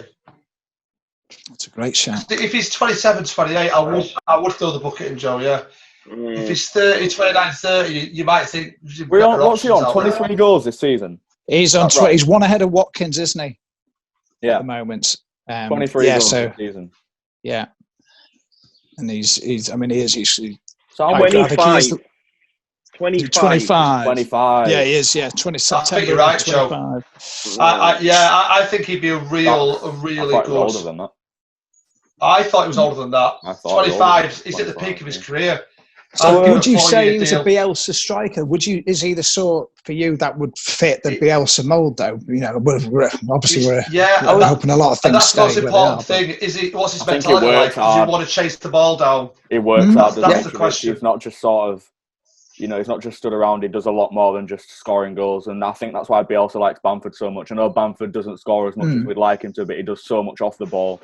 And he's really good at what he does off the ball, is Bamford. I can see exactly why Bielsa likes him in the system. But again, it's just like you say, Mickey, his finishing just lets him down a lot of the time, and it's frustrating because he's a striker.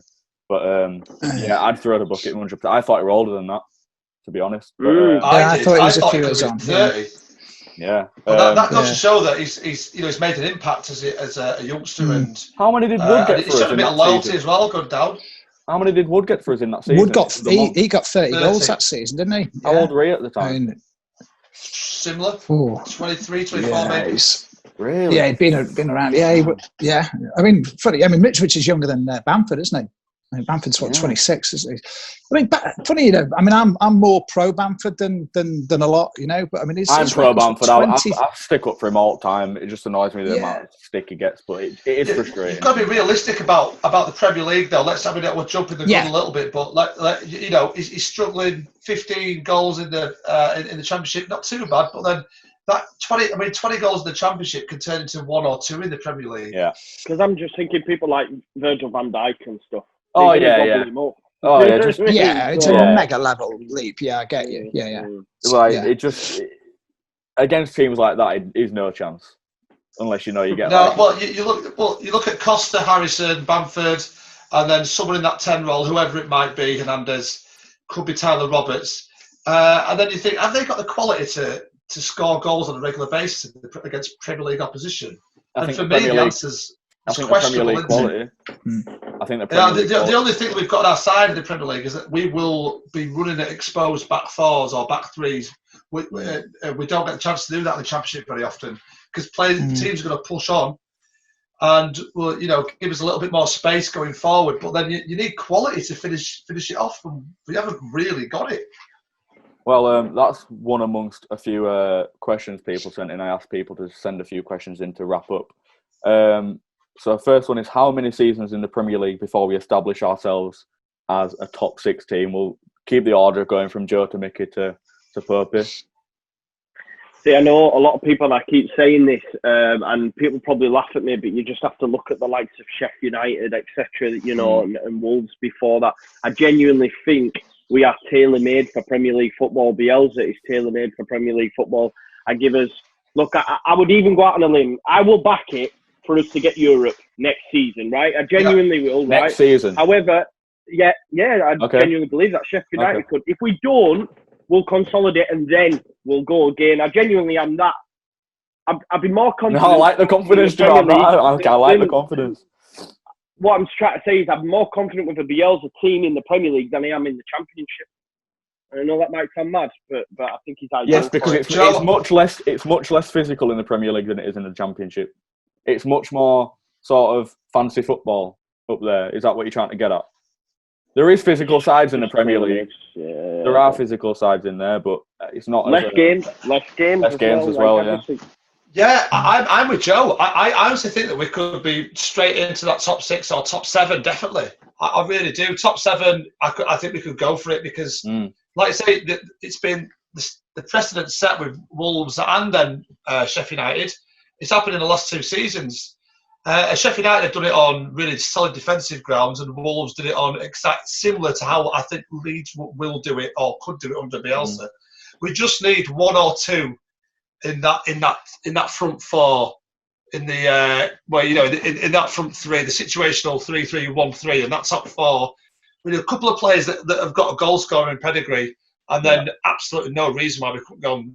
Because we're going to go on, and when we play Man City, we will set up to have the ball. We'll set up to dominate them. And it's going to be so interesting to watch a Bielsa team come out against that. It's going to be so exciting, and I think we'll fare better. And I think all this expectation, this nerves, it's gone.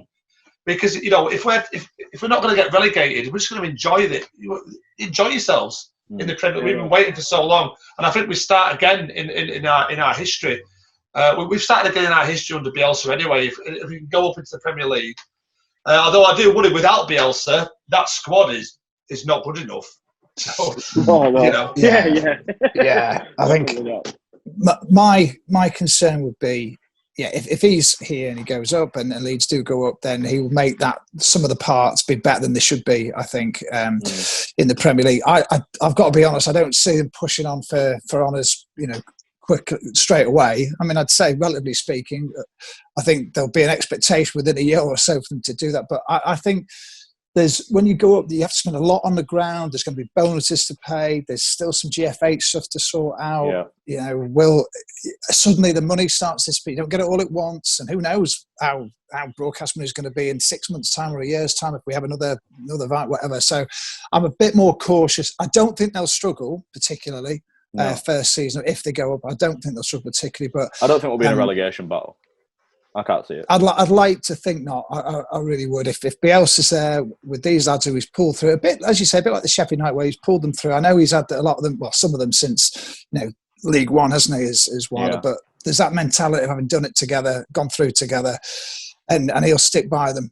He will, and he'll still make better players, out of them. So I think they'll be okay, but I don't think they'd challenge straight away. Yeah, I'm sort of in the middle of what you've both said. Obviously, Micky and Joe think we could do it first season. You don't think we'll challenge straight away. I think we'll challenge straight away. I don't think we'll achieve it, and I don't know what the person means by establish ourselves as a top 6 team. Whether that means people would expect us to finish in the top 6 every season or most seasons, I don't know, or we'll get top 6 first season, I don't know. The top 6 is establish league, ourselves. Yeah, establish ourselves there. I think that'll be a while. I think if we said we're going to establish ourselves as a top 6 team straight away, that's deluded and ahead of ourselves. I think we could challenge for Europe straight away. I don't think we'll be, down in the bottom 5. That's just my opinion, because I think once we're up there, the investment will come in, and whoever comes to the club, whether that be behind the scenes or whoever invests or, QSI, there's still talk of them, they would want to push us up there and they would want the club to generate more money. So that's just my opinion. Would you stick with Bamford in the Premier League or replace him? Obviously, you've already touched on that. I think we all agree we'd have to sort of not kick him out of the club. I think he deserves to stay back up, whether that's second choice or third choice. Whether he would want to do that, I don't know, because he might want to go somewhere else and play. But I won't just sort of kick him out, but I think we would need a proven, established Premier League or high Championship striker to get us the goals, because we struggle to score in the Championship, so Premier League's a different ballgame. He starts our first Premier League game, without a doubt. Like, if he's still at the club, he starts. Yeah, because Bielsa won't drop him, because he has that little bit of... he's very loyal, isn't he? And that's why I know, at least like with a Fulham, when they went up, they threw money on it.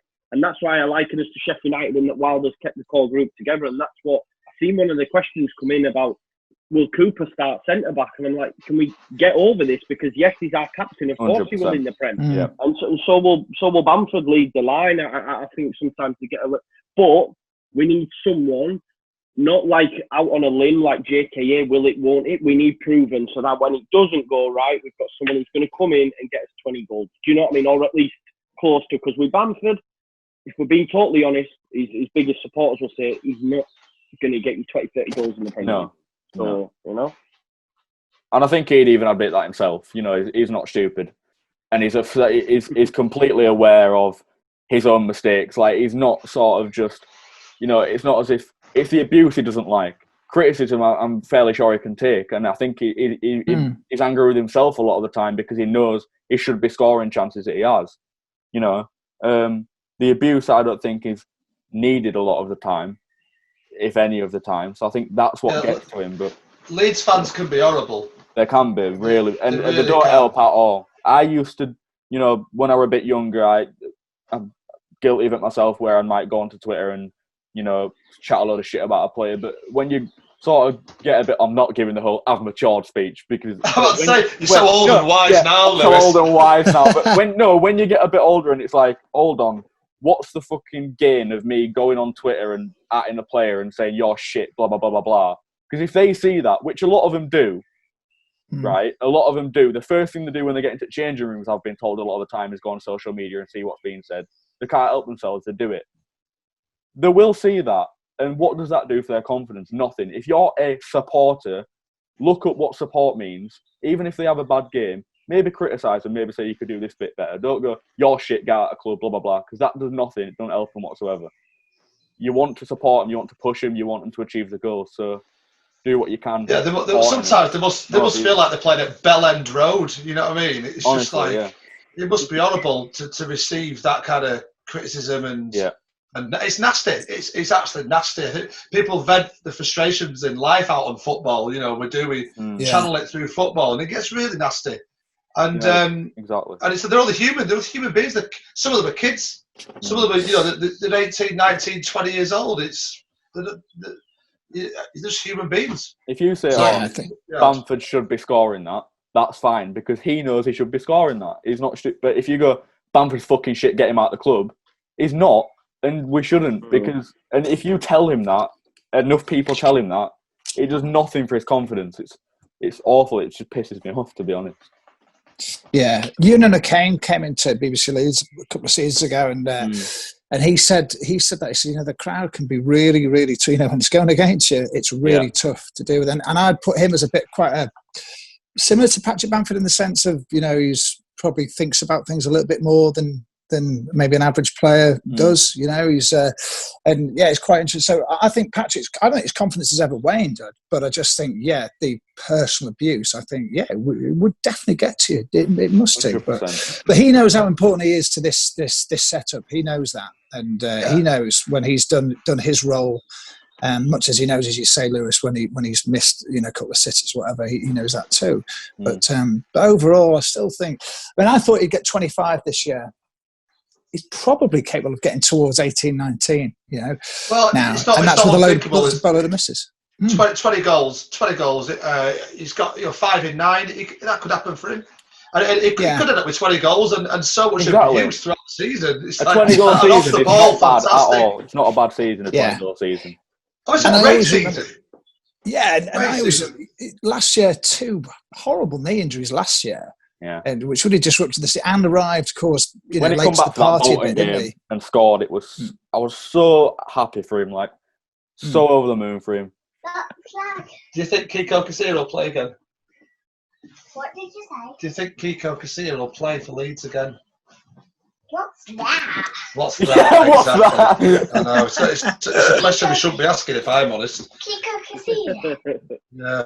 I think I've got to get off this podcast, if that's all right. You might have to get off, Mickey, and I bid you farewell, gentlemen. yeah, it's been a good pleasure. talking to you, Mickey. Cheers, Bye. mate. Bye. Cheers, Mickey. Take care. Bye. Bye, love. Bye. Bye-bye. Oh, we've lost the comedian. I think the big thing is as well, when you've got the likes of Calvin, etc., coming out being such champions for the Black Lives Matter and the club supporting that, you can't then be seen to and rightly so, rightly so. Whether he intended for it to be racist or not, he still said what he said. So, because I think he's not happy anyway. He were going to leave at the start of this season. He were going to leave at the start of this season. They were going to go back to Spain, and then he stayed. So, yeah. I think it's a club decision, and I think when you look at the evidence that was put forward, there was a lot of people didn't come out well. When you look at the written reasons, which are there for the public to see, and bearing in mind what the allegation was and what obviously the FA's disciplinary commission has found and what they feel he's guilty of saying, and then you square that against Leeds' policy, which they said, look, we are against racism, discrimination of all sorts. We're leaders of it in the community. I think it's really difficult for the club to sort of marry the two together. And then there'll be others that say, look, he will have served his crime, if you like, or paid a sentence for the 8 matches and it's fine. And that should be enough. But I think for many in the climate as well, I think it's very, very difficult. But even aside from all that and aside from the racism and stuff, I don't think he's good enough anyway, personally. I think it's too mistakes. In football terms, no. I think there's been too many mistakes. Yeah, there has. There has. And I think I said earlier, didn't I? There's one study had said, look, there's 5 key mistakes that have directly led to goals that have, without those, and Leeds would have been out of sight. I mean, Bielsa, in terms of the player's ability, seems to be fully behind him. That hasn't wavered, has it? But no, personally, and I think, and this is when we're talking, if Leeds do go up, and I think Mickey's right there as well about having a new keeper. I like the look of Meslier, I do, but they really do need a top class keeper to come in. Yeah, it's like someone said, it's like a band going on tour around, the world, and they all play their instruments correctly, it's fine, sounds great, but the singer keeps forgetting the words. And I went, it's the most bizarre comparison, but it does make sense in a way, because it's like people are going to stop paying to see that band and they're going to stop supporting that band if they're constantly messing up the performance. And Kiko, he's had a lot of mistakes. So, yeah, I don't think he's good enough to be here, and I don't think he'll be here anyway. And I think we can all agree on that. Joe, you've already answered this on Twitter, and I think we can all agree on this one. Does Cooper start in the Premier League? Yes. He's like the Vincent Kompany of Leeds United. What Kompany was at Man City, that's how I see him. He's been here, 6-7 years now? Was it 6 years? I don't know how long. A long time. He's been through thick and thin with us. He's been through all the shit. And to go up with us, I think he deserves to start in that team in the Premier League in the first season and prove his worth, in my opinion. I think he deserves that. Yeah, I'm a massive fan of Liam's. Do you know what I mean? I think he's had some unfair stick. And it's no coincidence to me that every manager that's been in the last few seasons has made him captain, and the lads around him also, they're happy with that. Do you know what I mean? They seem such a close knit, tight knit group, and everything seems to flow through Liam. And let's be honest, I mean, the work that he does for the city, for the club, for Leeds fans in general, all over social media, it's just beautiful to see, man. And I think he's a great captain, and I can't wait to see him lift the title, genuinely. Yeah, I think he has come for some undue stick, and I think the sort of mark of the man really was that when he wasn't in the team, not just because of injury, but because of form a few years back, he still behaved like really well as a club captain. Never let it get to him. I always remember Sammy Sayes when he came off in that particular game. Who was it that went across when he was kicking off like a petulant child in the dugouts? Liam Cooper came across, made sure he was all right. Anyway. Yeah, and he's you know he has been a constant threat at the club for some years now, hasn't he? Yeah. And at 28, I think and I would be delighted for him. To me, I think he gets it. He understands the importance of this and the club, and he's properly bought into it. And I've got to say, some of the captains over the years that I've seen just haven't done in the same way. No. And I think he can handle it. I know everybody sort of talks about mistakes and what have you, but in the round, everyone makes mistakes. Everyone makes and he's 190 games in now. You know, he's not prone to mistakes, so it's not as if it's like you couldn't make a compilation of, say, 15 mistakes. 15 major mistakes that he's made where it's cost us games. You couldn't. You know, off the top of my head, I can remember sort of 2 where he got sent off at Cardiff under Eckingbottom or Christensen. I don't know which side of that season was. It was a shite season anyway. And he gave the penalty away against Derby in the playoffs. That's the only thing 2 I can think of off the top of my head, and it's taken me a couple of minutes to try and think. Everyone makes mistakes. How many games has he saved? Yeah, how many good performances has he had and saved us? Like so many. And how has he adapted to different managers and different teams? Abilities is excellent. Yeah, exactly. He's really stepped up. It's such like. Yeah. I think a lot of the people, right, that would have a negative spin on Liam would see Pontus as a better centre back, right, and because he's passionate and he's always on the line. He wasn't though. He just had more of a personality than Coops. Yeah, a better defender. Point. And I think if Marcelo Bielsa's willing to let Pontus move on and keep Liam Cooper, exactly, you've got a back. I said at the time, I went, well, what Pontus? Because he was like Mr. Leeds United, the big personality, the passion. You're letting him go. You can't. But you trust Bielsa, and I trust Bielsa at that time. Ben White come in. I still want Shaw. Look at him. Look at how he's been talked about now as one of the best young English centre backs in the country. And yeah, personality wise, Janssen tops Ben White because White's he's quiet. He gets on with his job. He's a out and out defender. Janssen brought all that passion and stuff with him. That's just how he is. So, but that's it. They get on with their jobs. Ben White. Exactly. I don't. You look at the Wigan game last year, and Janssen's the wrong side of Massey for both goals. He goes missing at Brentford. Millwall, it was shocking. It was shocking. Yeah, Janssen. But so much talent, so much ability. Didn't work out in the top flight in Italy for him at Torino, did it? No. So for me, there was a bit of a mental frailty there, if you like, when it came to crucial times. Brilliant footballer, don't get me wrong, and I know there was a lot to love, I'm sure as fans, but I didn't buy into the whole. It became too much about him. And when you saw what happened at the end of the season, and I could see it must have annoyed teammates, going back through to Cal Bartley and what have you, who, not the easiest of characters. The whole Aston Villa thing with the goal as well, and I think he was right in the end to do it. He was right. I think we were guilty of contributing to that as well. That it became about him because we made it so much about him. His ego must have been through the roof with the amount of attention and stuff that he got, and that's naturally going to happen. He gives us the passion and we give him all the attention back and stuff. And it was always going to become Mr. Leeds United, like the most passionate, player on the pitch, all his flags and scarves and everything. And I think it just, culminated, and Bielsa in the end were like, you're a bigger personality than me and I can't have that. You're a distraction. And that's why you have to move him on. And as you say, White gets on with his job, is a better defender, 100% hands down. But yeah, Coops does deserve to start. Where would we need to strengthen in the Premier? Who would you sign? Striker, goalkeeper.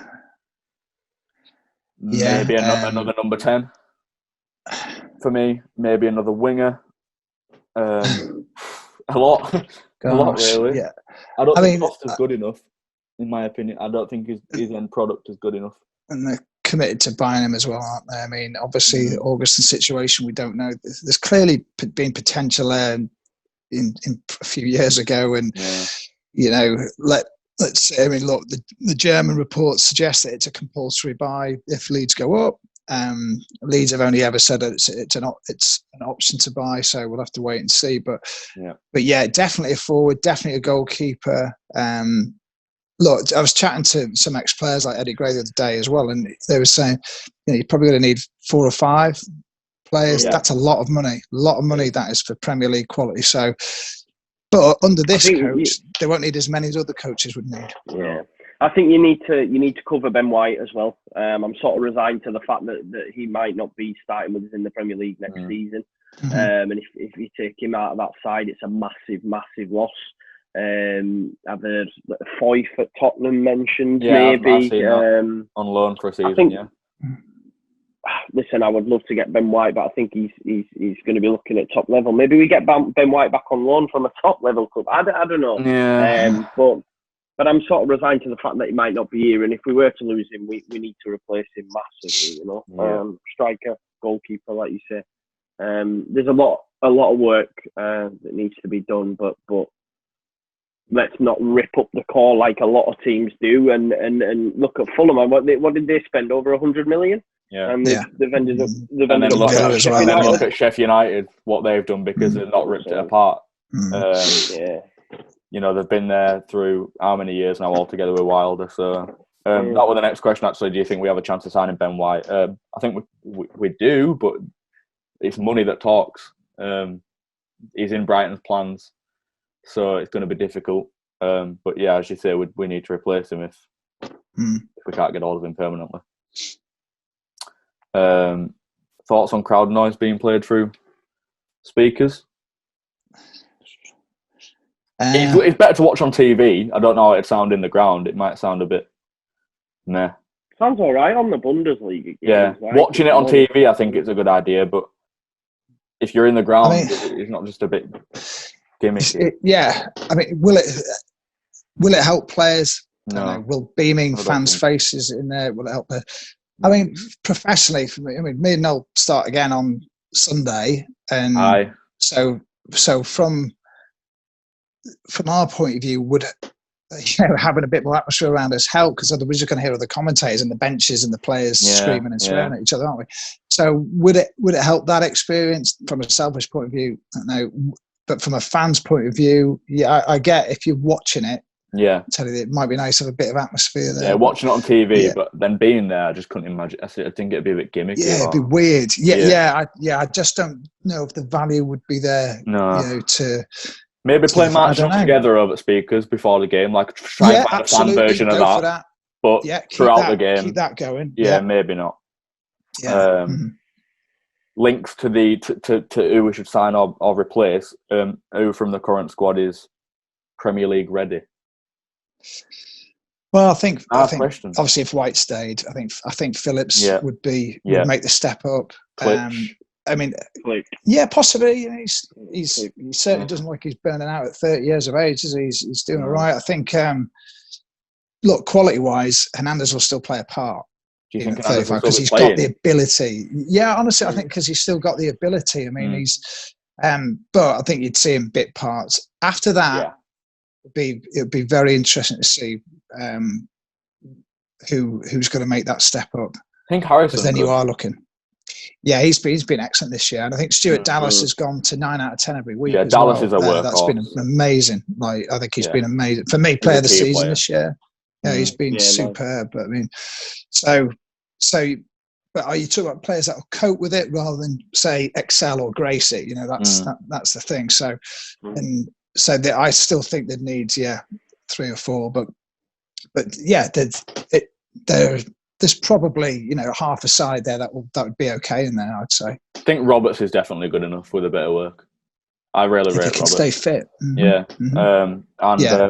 I think some people might say Costa, but personally, I don't think he's got the end product. I mean, again, if I'm saying bit of work with Roberts, you could say a bit of work with Costa, but he seems a good player on the ball. He's fast, he's skillful, but when he gets to the box, he just doesn't know what to do, and it's you've got to have someone who can make that decision when you're up there in such a fast-paced game, and he can't for me.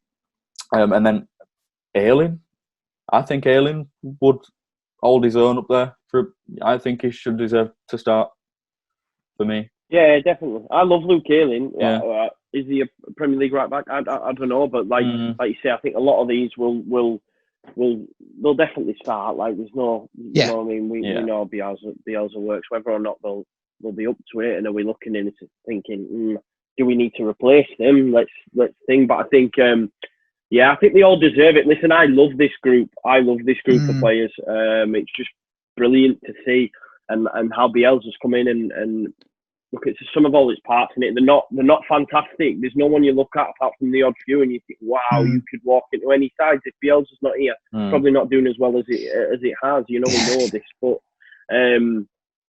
I'm just buzzing for them all. Get over the line, get there, and let them have that, and then let's see what happens. You know. I agree with you, Joe. Yeah, get there. Obviously, that's the key thing. But the Luke Ayling one's a good one because I think that as a you're talking about Leeds, taking it into the Premier League and trying to move on quite quickly and what have you, and they will try and play, like they do now. But obviously, the talent that's coming up against them, it's like almost infinitely better than what they're up against. Yeah, at the you've moment. got to think. I like Luke Ayling, and but then you've got to think, like Mane. Can you cope with Can it? he handle exactly. But with Bielsa, like Lewis, and Joe, you're thinking like, well, will he then get another 5% out of him or develop him that little bit more to cope with it? So with this coach and these players, you think, well, if there is a chance of seeing a bit of sentiment, override reality, if you like, then, or turning it into reality, if you like, then it's a possibility. So yes, I think they deserve a chance at it. Yeah. I think Luke Ayling, like if you look at that Brentford game at Griffin Park, he did a good job on Ben Rama. And now, and Ben Rama's now being linked with Chelsea. Do you know what I mean? So it's shown. I mean, Luke Ayling's form has been fantastic this afternoon. So when he's on it, but like you say, Mane, etc., it's a totally different ball game. Different ball game. Last wait to see at Ellen Road. Last couple of questions just before we wrap up. There's one for you and you alone, Poppy. Who will be the next player to step up from our under-23s and why? Ooh, cracking question. Wow, that's a really good question. That's a great question. I mean that we haven't seen. Could be. We could have seen. I tell you, obviously Gotts has got through his through, so, but the one that's, I know he hasn't been through the system because he came from elsewhere. But Leif Davis, I really, really like, and I know he's had his injury worries too. But if I went further down, do you know what? I've liked the look of McCallum, but I understand, and I haven't seen that much of him. But if you go a little bit further down, but Richie Cresswell's lad, Charlie Cresswell's doing really well. And I think in time, I think you could be looking at a right player. How old is he now? Is he 18? Is he? I'd have to check that off the top of my head. But of the ones that are sort of hovering around, I liked. I saw Gotts the other day, and he's very versatile. But and McCallum's a decent player as well. So these. I think Davies will go far. Bits of. Yeah, I think for me, if it was to pick one of someone that we sort of know about a little bit, I'd go Davis. I think he could be because I think he's got the pace as well to cope with life higher up too. But if I'm going for one, if you like, for the future that's pulling up some trees, I think Cresswell. I think it could be a real player. There you go. You lot keep an eye out. I remember being at an event and Hughes was talking, and I think he spoke about Cresswell and said like the likes of City, etc. had actually come, and he was like, I enjoy my football at Leeds and stuff. Whether or not there's any truth to that, I don't know, but it's what Andy Hughes had said. I'm a massive fan of Robbie Gotts. I thought in that first half against Arsenal, I know this question wasn't for me. No, go on, Joe. That first half against Arsenal, I thought he showed he could cut it. I'm a little bit disappointed the likes of him, etc. haven't had more game time this season. I thought Bogus would have been more involved, especially after pre-season. But it just hasn't worked out. But in time, and they're there, and that's, I think, take out that first season, the work that Orta and that have done in fleshing out the academy has been fantastic, man. I think we're going to see I thought Gotts were really going to sort of prove himself at Arsenal. And then after that, we've just, you just see like a young player at starting lineup and like this is where they're going to sort of prove themselves, and we could see a lot more of matches. But unfortunately, it just didn't go that way, and it wasn't the greatest of second halves that game anyway. the first 45 minutes were brilliant at Arsenal, and we were all right. But I expect to see a lot more of them after that, and we just haven't. But can we expect to see Forshaw, Pavetta, and JKA? Forshaw and JKA, we've said no. Well, JKA maybe, but it seems unlikely, doesn't it, with the injury that it's I can't see it. If it's happening, we haven't heard the done. I mean, we'll hopefully, we'll hopefully get some press this week, and find out, because Bielsa will always say. But if it is hamstring and it's, then that's not looking great. I'd like to see Pavetta. Pavetta, whatever you want to pronounce it as, but I'd like to see him a lot more. I mean, I've seen him in training, and it looks like it could be a threat. But obviously, it's conditioning him, innit? Takes a while. Look, again, he's got 4 years. He's here now, and you're thinking under Bielsa, is he going to settle him down where others haven't been able to just try and harness it? He's clearly got talent. Look at the clubs he's been at. Yeah.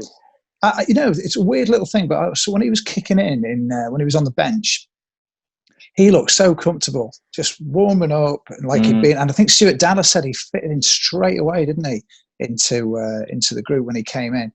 And but I haven't been to all the 23s games that he's played, but I get mixed reports from somehow how he was or how he's been, and but there's clearly a lot of talent there. So, but again, at the moment, that it's going to be Costa, it's going to be Harrison, don't you? And at best, he's going to be on the bench. So again, the 5 subs might play into his hand. Again, that's what I mean. You've got some talent to come on, so I hope he does use.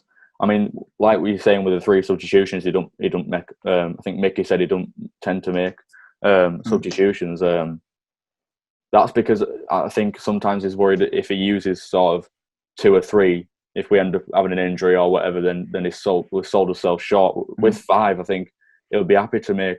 He could even make 1 or 2 first half if need be, and not have to worry. And we've got talent to come off the bench. We've not got as many injuries as we did have at one point earlier in the season, where a squad became really short and we were struggling, and we were having to play players out of position. So I think he will make use of that. Which championship teams will suffer the most playing behind closed doors? Again, I just don't think, I don't think many will. I think you can focus more on the game itself when you've not got much around you. I don't think there's really any sort of team who rely on an atmosphere to get themselves going, not off the top of my head. No, I think I'd probably point to, I think we said earlier, if you've got, and there's not that many teams that haven't got too much to play for in the Championship. It might become that way within a few games. I think they're the ones that will probably struggle, and you might see a few not saying I think weird a few will give results, up, to be fair. Yes, exactly. No crowd, nothing really to play for. We're safe. Once it gets to that, then I think, you see, because they literally are playing for no one, aren't they? Yeah. Than their own pride, and sadly, some of them won't do that. Yeah. And to finish it completely on a positive note, how do we celebrate promotion? Obviously, that's got up already, and again, just bear with everyone. Just bear with. I'm so frustrated.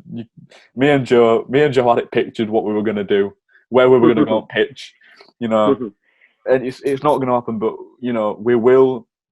I'm sure we will all get together somewhere, whether it's Millennium Square, whether the club organises it, whether the police organise it somewhere because they know people are going to meet. We'll get together. We'll have a few bevs, get a couple of flares, get the chants going. There'll be plenty of videos online. And people will criticise it, but whatever. We've got to celebrate. It's been 16 years. So just look forward to that. If we do it, which we will. We will. Oh, God. We will do it. But it's been a long one. I didn't expect it to be this long, lads. I'm sorry for dragging it out, but it's been a while. It has been a while. Good content, though, all for the content. Listen, thanks for both coming on. Even Micky had to leave early. It's been that long. I appreciate it. Appreciate you coming. Hopefully, have you what they're doing with the presser and stuff this week? Do you know? We don't know yet. I mean, it'll be Zoom. Right. And again, we don't know which day it is yet. We're just waiting for confirmation. Some clubs have got theirs in already. I think Huddersfield are doing theirs tomorrow. But we're just waiting on Leeds. Obviously, they're playing Sunday, so it could be Thursday, could be Friday. We have to wait and see. But there's logistically, there's still a lot of stuff to sort out Well, there's plans in place to how this stuff gets done, but I know that. But that's what I said. We've got two. Me and Noel are back in the ground on Sunday, and we've managed to sort that, which is good. Good. Post match, we'll have to wait and see how that works. It might be Zoom again, and we're just waiting to see that there's several options. But I would imagine this week's presser, when it's held, will be done via Zoom.